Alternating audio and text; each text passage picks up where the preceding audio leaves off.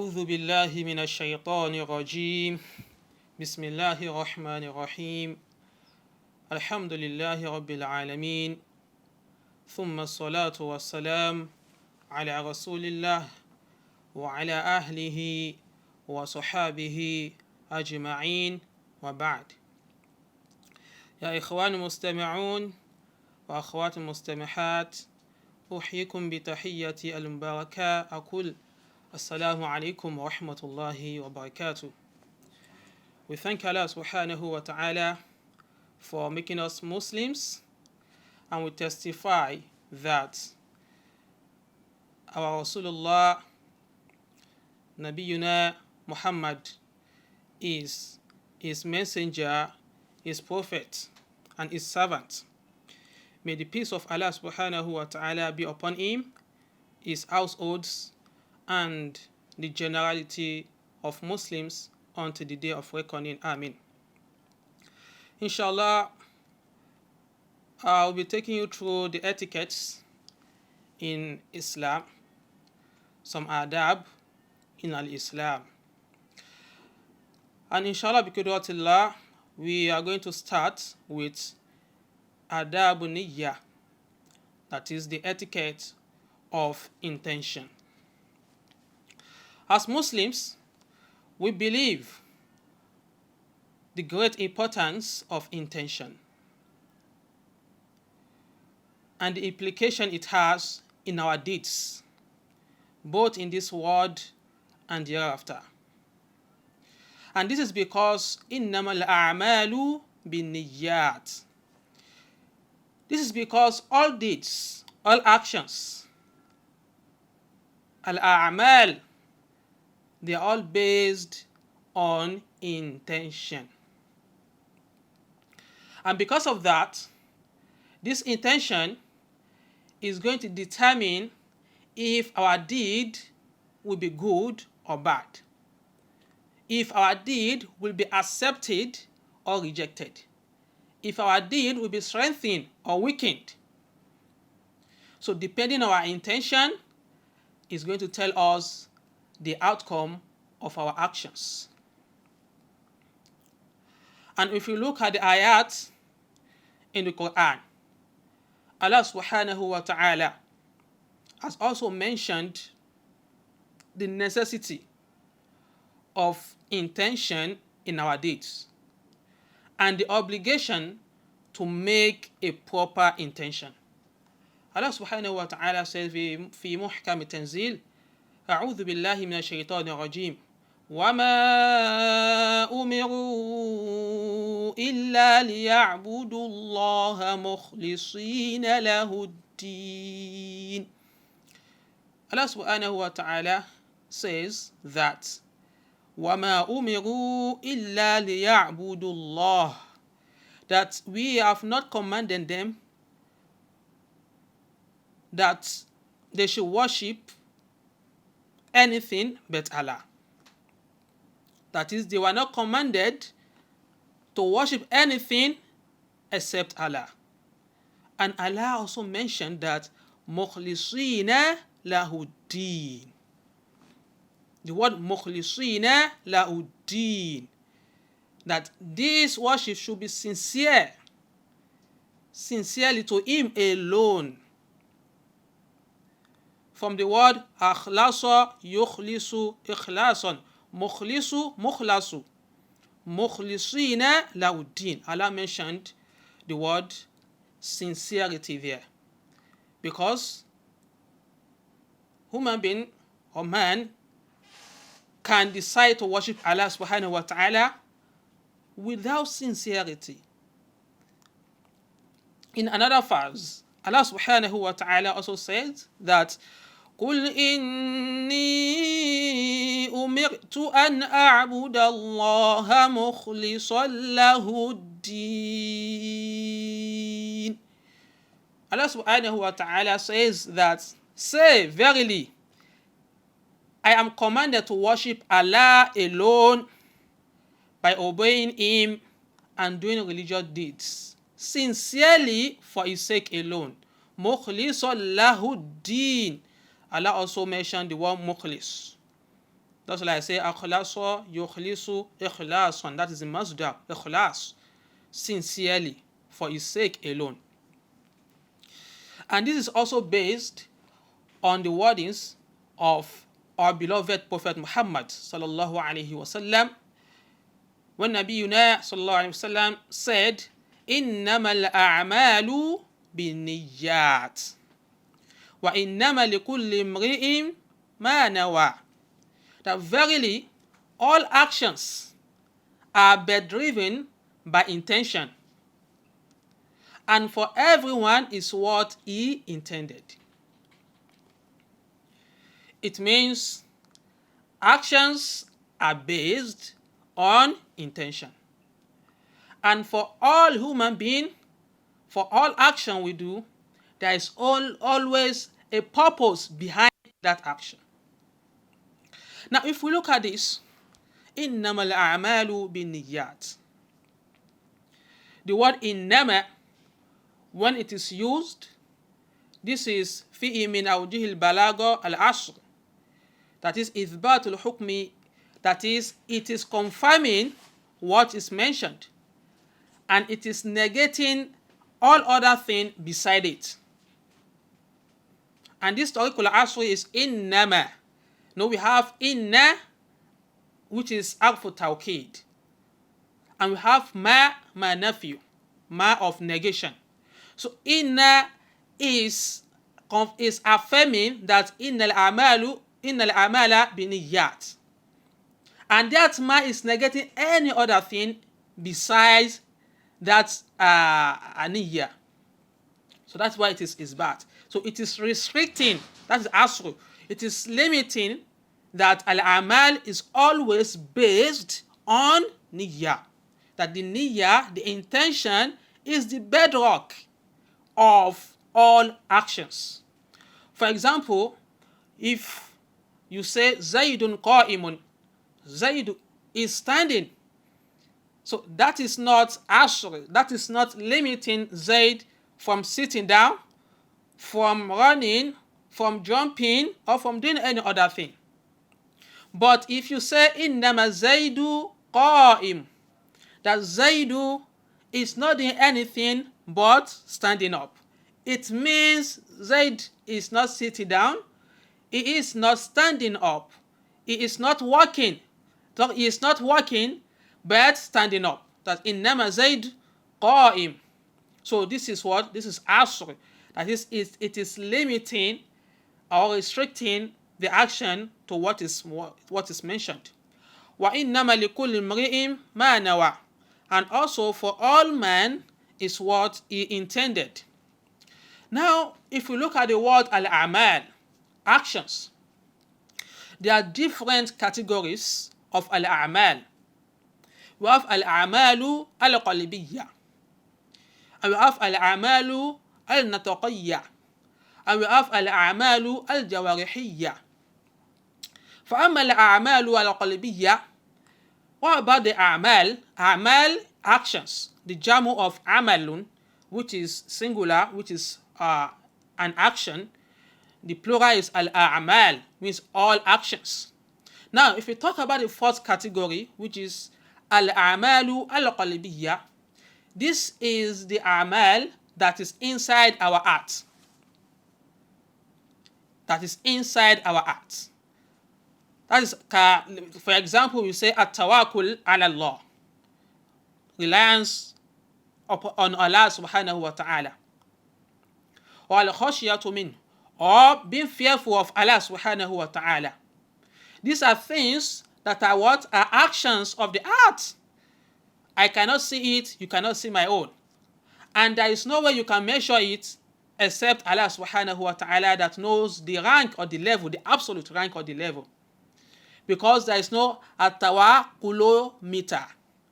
There is no meter for measuring at-tawakkul, and there is no meter for measuring al-khashya, being fearful of Allah subhanahu wa ta'ala. So this is al-a'malu al-qalbiyya. This is the actions, or these are the actions of the heart. And then we have al-a'malu al-nataqiyya. That is, ma yantiqu bihi lisan. This is what we say with our tongue. This is what we say with our tongue. And according to Sheikh Al-Uthaymeen, he said, وَمَا أَكْثَرَ أَقْوَالُ اللِّسَانِ. That's وَلَا أَعْلَمْ شَيْئًا مِنَ الْجَوَارِحِ أَكْثَرُ عَمَلًا مِنَ اللِّسَانِ. That he said that he doesn't know any other actions of the part of the body that is more than the actions which is being done with the tongue. And he said, إِلَّا أَن تَكُونَ الْعَيْنُ أَوْ الْأُذْنُ, except eye and ear. So most often what we do is with the tongue. We talk. We do adhkar and some other things like that. And then last one we have al-amalu al-jawarihiyya, which is the actions that we do with different parts of our body, like our hand, like our legs, wa ma ashbah dhalik, and some other part of our body. Now, these are the categories, the three categories of al-amal. Now, the words that follow is innama al-a'malu bin-niyyat. Now, if you talk about niyyah, niyyah, the jamu of niyyatun. So, in Lugatan, the meaning is al-qasdu, purpose, goals, intent. So, but وشرعا العزم على فعل العبادة تقربا إلى الله تعالى. But in Sharia, it is the determination of doing a particular action with the sole aim of coming closer to Allah subhanahu wa ta'ala, becoming beloved to Allah subhanahu wa ta'ala. And where is the place of intention? Where? It is al-qalb, our heart. It is in our heart.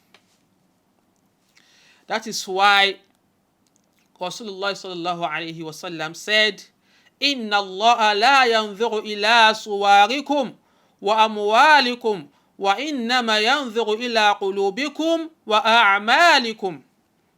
Sallallahu alayhi wa sallam. He said that certainly Allah subhanahu wa ta'ala la yanzuru ila suwarikum. It does not look at your appearance. How do you look at? What is your clothes? How much is your clothes? Are you beautiful? Are you ugly? Are you tall? Are you short? No. Allah subhanahu wa ta'ala does not look at this. Wa amwalikum, your wealth. Are you poor or you are rich? No. This is not what Allah looks at. Wa innama yanzuru ila qulubikum wa a'malikum. What Allah actually looks at is, He looks at your heart and your deeds. And looking at the heart, according to the ulama, it means that He looks at your intentions. Because the intention is the driving and the motivating force behind the deeds. So that is telling us that the place where the intention resides is the heart.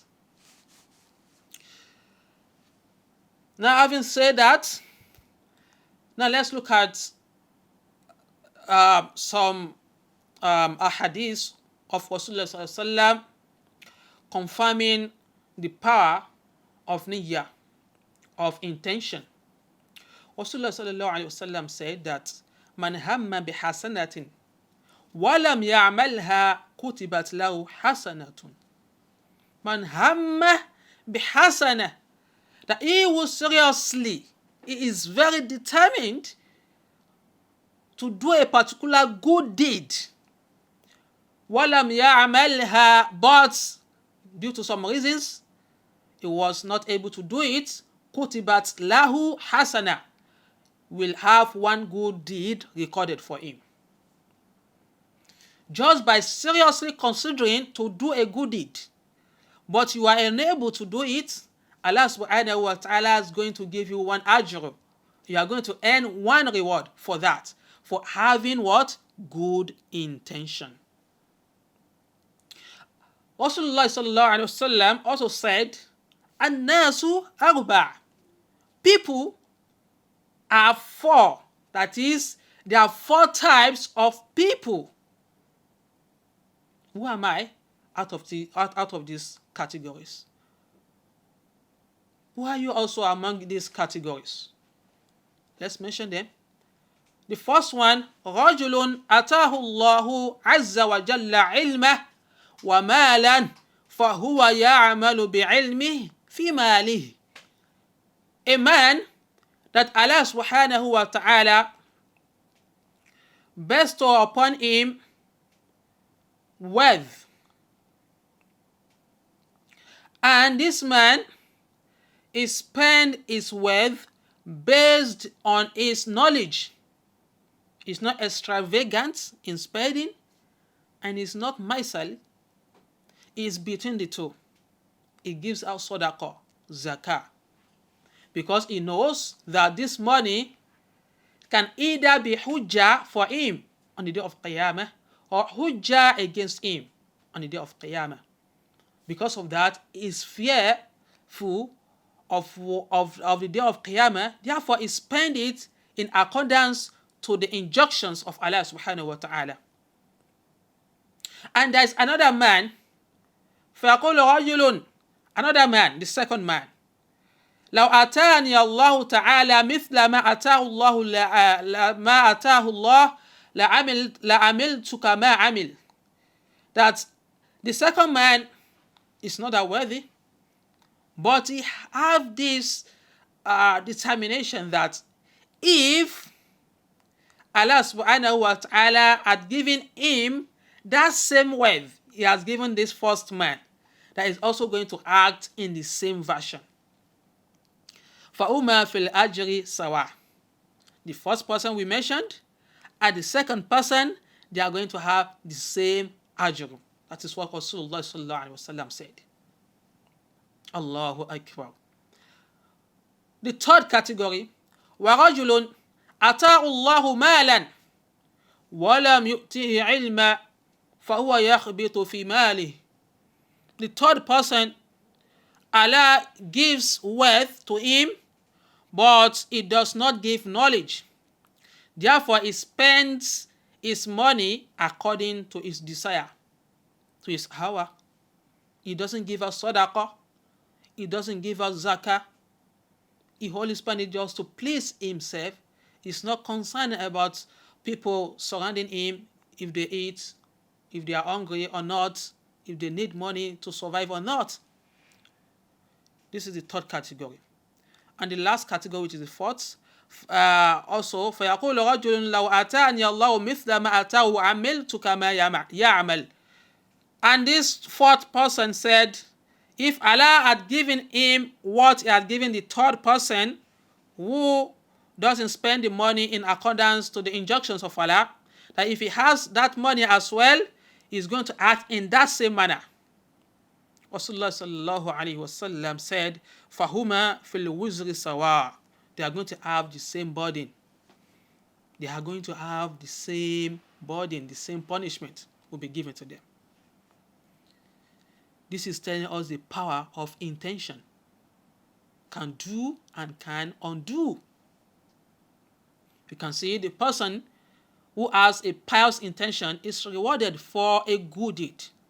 And the one who has an evil intention will also bears the burden, just like the one who did an impious deed.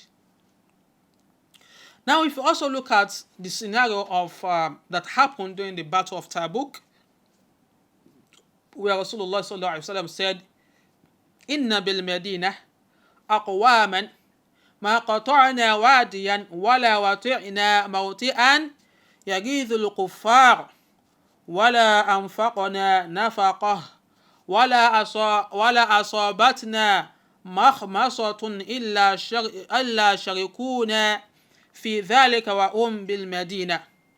That there are people with whom you do not travel with.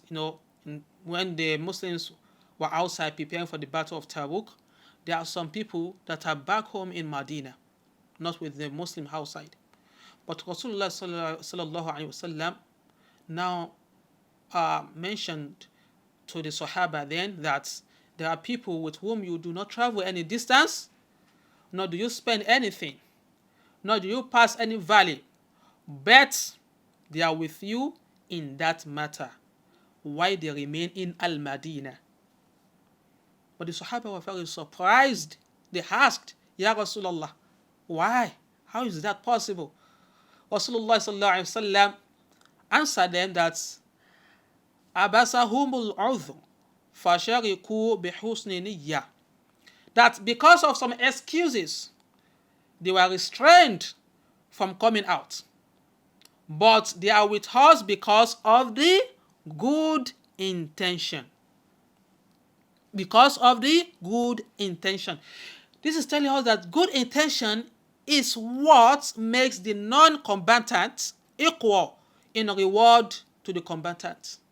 It is what makes the non-mujahid receive a reward like that of a mujahid because of good intention. Now these are some of the examples of good intention. Now I would like to cite some examples of bad intention as well. What will happen? Let's look at some hadiths of Nabiyyuna Muhammad sallallahu alaihi wasallam as well. He said that إذا التقى المسلمان بسيفهما فالقاتل والمقتول في النار. If two Muslims meet each other with their swords, then both the killer and the killed will be in the hellfire. The one who was killed will enter hellfire, and the killer himself will also enter hellfire. I know we have this question like, why the killer killed? He was killed. It should be only the killer, right? The killer is the one that killed the second person, but the second person is the one who was killed. Then why him as well? That same question was asked by the Sahaba. They also asked Rasulullah sallallahu alaihi wasallam that, okay, we know about this killer, but what about someone that was killed? Rasulullah sallallahu alaihi wasallam answered a very short answer. He said, لأنه أراد قتل صاحبه, because he wanted to kill his companion. He also have it in mind to kill the second person, just that the second person, the killer, was faster than him. If hadn't been he is faster than the killer, then he's going to kill the second person. What happened there is because of the intention. So the impious intention or evil desire have made both fighters equal in deserving the hellfire. In another hadith, Rasulullah sallallahu alaihi wasallam said, "Man tasawwaja bisadaqin la yanwi ada'ah fahuwa zani, wa man adana dayna wa huwa la yanwi qada'ah fahuwa sariq." The one who marries based on a dawah that he has no intention of paying. He married a woman and he promised her that, don't worry, after our marriage, after our nikah, inshallah, I'm going to pay your dowry, your mahar. I'm going to pay it. But he has it in his mind that he's not going to pay it.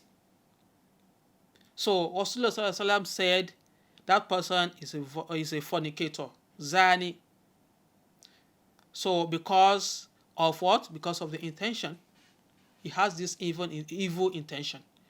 And also, and one who takes a loan, you borrowed some money, and you also have the intention of not repaying that money back. Rasulullah sallallahu alaihi wasallam said, "Fahuwa sariq," that person is a thief. So why? Because of an evil intention. Because an evil intention can transform a permissible deed into a forbidden one. The deed is actually permissible. It is not haram for you to do nikah. Yeah, if you have the capability and some other shurut mentioned by the ulama. And it is not haram for you to take loan if it is not with interest. But having an evil intention of not paying the dowry or of not paying back the money has actually turned the the deed into a forbidden one.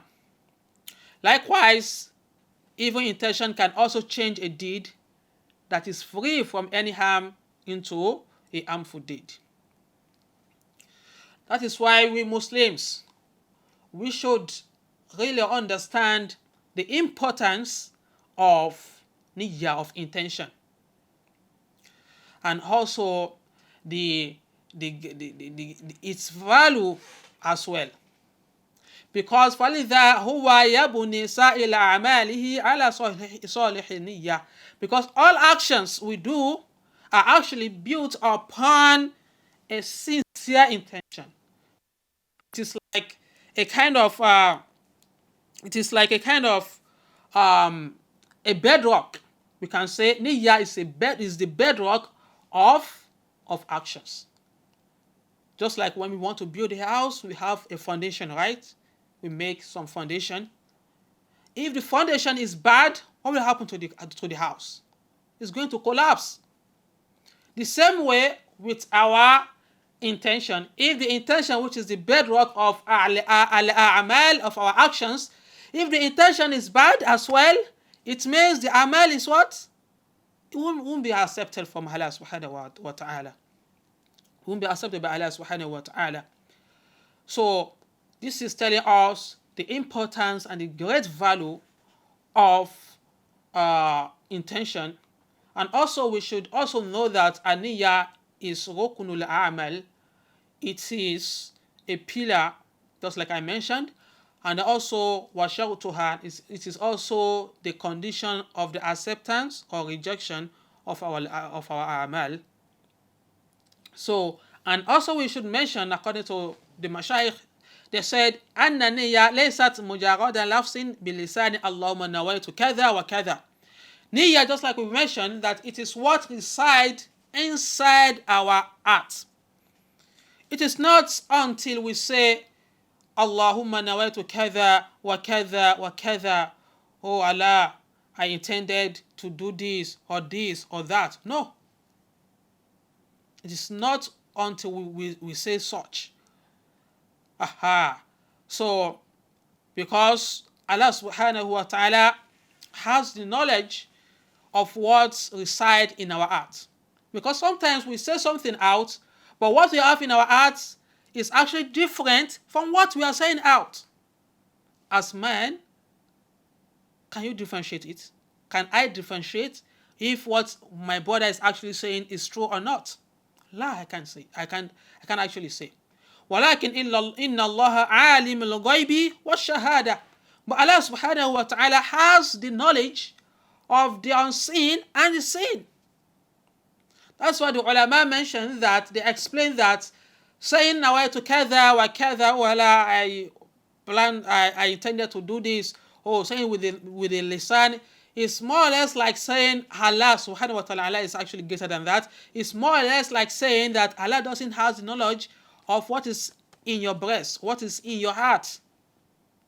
Inna Allah alimu bidhati sudur. Allah actually has the knowledge of what is in our heart. Even before we say it, before we do it, before we think about it, He has knowledge about it. وَمَنْ ذَلِكَ عَلَى اللَّهِ بِعَزِيزٍ. And that is very simple for Allah to do. So that is actually telling us that al-amal, an-niyyah, it is the action of it resides in the heart. So, and it is not until we say Allahumma nawaitu kadha wa kadha wa kadha. That is when Shaykh Ali Uthaymin rahimahullah ta'ala, he mentioned in his Sharh of Arba'in al-Nawawi that someone wanted to pray in Masjid al-Haram in Mecca, and when he wanted to pray, he started with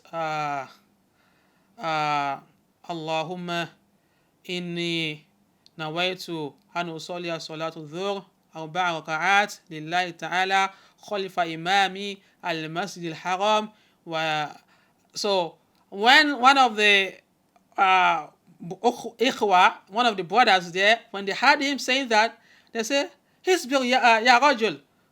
What he said is that Allahumma inni nawaitu an, oh Allah, I intended to pray Salatu Dhuhr.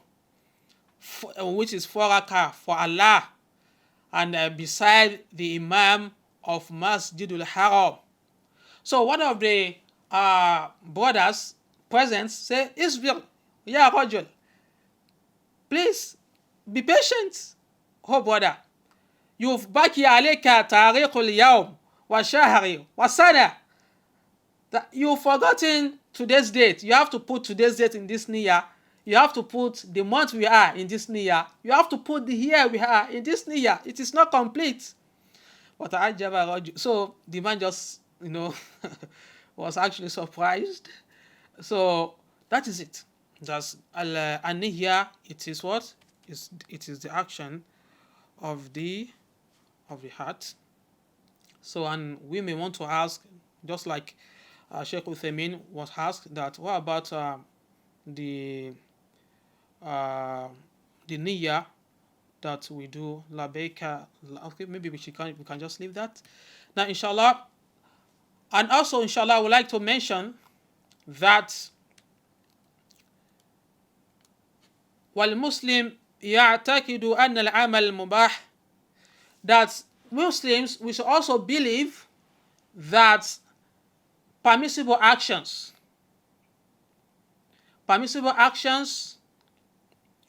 is actually accepted بحسن نية, with good intention, and because of that Allah subhanahu wa ta'ala is going to reward us for that action. وأن طاعة إذا خلت من نية صالحة, but if a permissible action that we're supposed to do is found missing of good intention, then it can change to sin. The action is permissible, it is ibadah in our Islam, but the intention for doing that ibadah is not pure. It means the person is liable to what? To the punishment of Allah subhanahu wa ta'ala, because it is committing a sin. So, and also if you look at sins as well, so in which maybe someone actually wanted to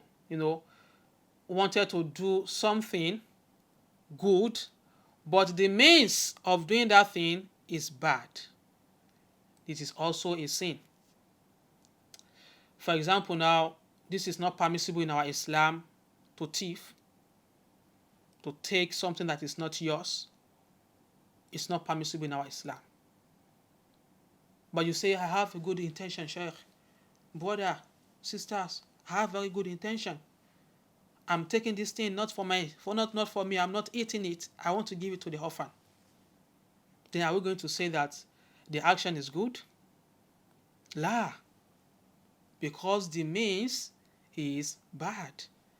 Initially, thieving is not in our Islam. So that is just it.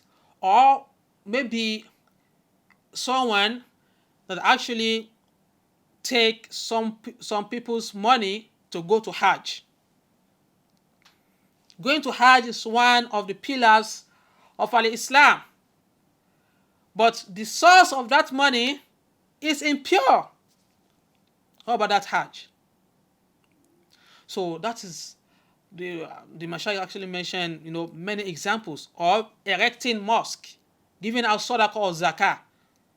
But the means of getting that money is impure as well. Are we going to say it's going to be accepted?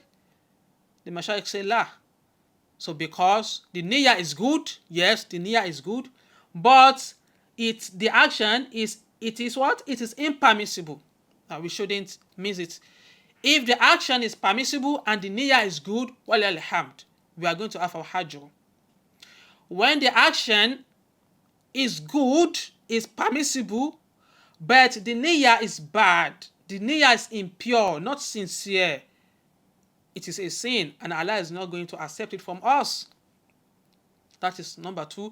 Number 3 is that the niyyah is good, but the action is impermissible. The action is not good. likewise, it will not be accepted. So that means good niyyah should go with what? Permissible actions. And another thing I would like to mention is to do the tamyiz, to explain the difference between al-adat and al-ibadah. Because al-adat, with niyyah, we can convert al-ada, which is something we do, our mundane things, like maybe we bath, we put on clothes, and some other things we do which are not ibadah, they are not worship, act of worship. So we can actually convert these adat, these customary things we do, to ibadah with our intention. Now, Sheikh Uthaymeen mentioned some examples here. Number one is arajulu yaqulu ta'am, a man who wants to eat. But if you ask him, why do you want to eat? I want to eat because of the sweetness, or because I'm just hungry, I just want to fill my belly. That is number one. ورجل آخر يأكل الطعام امتثالا لأمر الله عز وجل في قوله وكلوا واشربوا. And we have another brother, when you ask him, why do you want to eat? Or he eats because he's following the injunctions of Allah subhanahu wa ta'ala that says that eat and drink. Or he said, I want to eat because I want to have quwwah to be able to perform the act of worship. The first brother, the first man, that one is what? Is ada. But the second brother, who is actually eating because he wants to follow the injunctions of Allah, that is what? That is ibadah. Or someone that, or a man that actually bath because he's feeling very hot. It is hot this time around, and it takes a bath because it took his bath because of to feel the cold. So that one is ada. But another person who takes his bath because of janaba. So that is what? That is al-ibadah. So that is the difference between al-ada wal ibadah. So that is why the ulama say that ibadat ahlul ghafla ada, that ibadah of ignorant people is custom or culture or customary things. They are not ibadah. But adat ahlul yaqdha ibadah.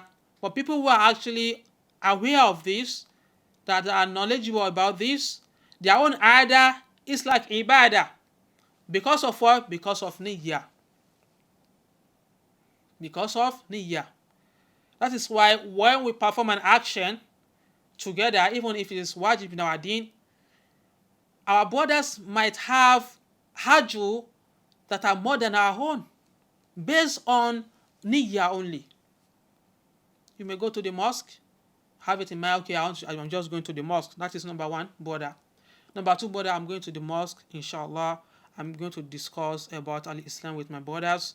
I'm going to spread Taslim, Salama, Assalamu alaikum, and the likes. Inshallah, I'm going to ask about the affairs of my brother. You can see the niyyah on top of another niyyah. You can see the difference between it. One is just going to the mosque to pray. The other is going to the mosque to pray and to do some other meritorious deeds. So this is what the Mashaykh actually said about this. And also, in terms of prayer as well, the intention can also differentiate ibadah. Like a man that is actually praying 2 rakah, so, and he has it in mind that what he's praying is tatawwu'i, just nafil. So, and the other person who is actually praying 2 rakah, but he have it in mind that he's actually praying what? Something that is compulsory. So we can see that the difference between the two is because of what? Is because of the niyyah. So because niyyah can actually differentiate ada from ibadah. Harder what we just do normally. We eat, we drink, we sleep, we call, and some other things. And ibadah, worship. And when we do this worship, Allah is going to reward us for it. So this our niyyah can actually differentiate between the two. So summarily, this is telling us the benefit of niyyah and how we should relate. What are the manners that we should have in relating to niyyah? So that we should do something only to please Allah subhanahu wa ta'ala, not to please people. The moment we have it in mind that this is to please people as well, that means that niyyah is having a k-leg. That niyyah is having some issues. So, or for instance, a child praying or performing an act of worship. But the reason why he is performing this act of worship is because he's fearful of his parents, that if he doesn't perform this salah, his father is going to beat him. So that means he's doing this act because he doesn't want to receive the beating of his father. That we should be very careful about this. That we should try to nurture our children to actually do things because of Allah, not because of the gift we want to give to them, not because of the punishment we are going to give to them. So that is number one. Another thing I also mentioned is that if the niyyah is good, but the deed is impermissible, it means you are not going to have hajr for it, and it is even a sin. So maybe doing ghibah because you want to please someone. So doing ghibah is a sin. That act is not good. But your intention might be good. That doesn't mean that it's going to be accepted. That means the number one thing for the acceptance of that good niyyah is that action should also be good. May Allah subhanahu wa ta'ala save every one of us from riyah, doing things because of people, or because we are expecting something from people, or because we are expecting thank you from people.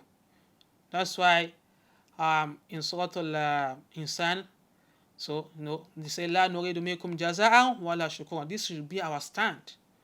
If we do something for people, if they say thank you, if they decide not to say thank you, it shouldn't affect us. We shouldn't do things in expectance of something from that person. Our hajru inda Allahi faqat. Our thawab, the rewards, is only Allah subhanahu wa ta'ala that can reward us. If people say thank you today, it is all that's finished in this dunya. If people say, because you give me $1, this is take $2. So we shouldn't expect things from people. We should do things because of Allah only.